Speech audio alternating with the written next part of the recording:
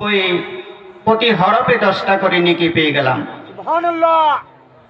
এইভাবে আমরা আমাদের সন্তানদিগকে কোরআনের হাফেজ বানাবো। কবরের ভিতরে থেকেও এই তেলাওয়াত করার কারণে অনেক আযাব থেকে আল্লাহ তাআলা আমাদেরকে হেফাজত করবেন, রক্ষা করবেন। এই জন্য আমরা একজন সুসন্তান তৈরি করে যাই, হাফেজ মাওলানা মুফতি তৈরি করে থেকে যাই। পরকালে ইনশাআল্লাহ আল্লাহ রাব্বুল আলামিন ওই আমলকারীদের উসিলা করে এদের কবরের ভিতরে আল্লাহ তাআলা ক্ষমা করে দিবেন।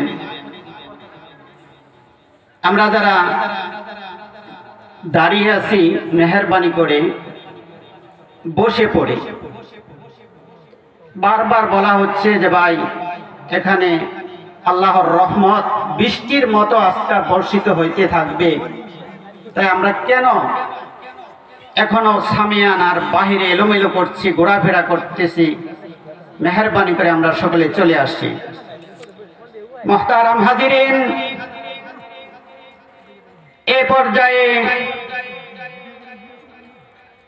কোরআন থেকে তাফসীর পেশ করবেন হাফেজ মাওলানা ইমদাদ বিল্লাহ সাহেব। আমি হযরতকে ওনার মহামূল্যবান বয়ান পেশ করার জন্য সবিনয় বিনীত অনুরোধ জ্ঞাপন করছি।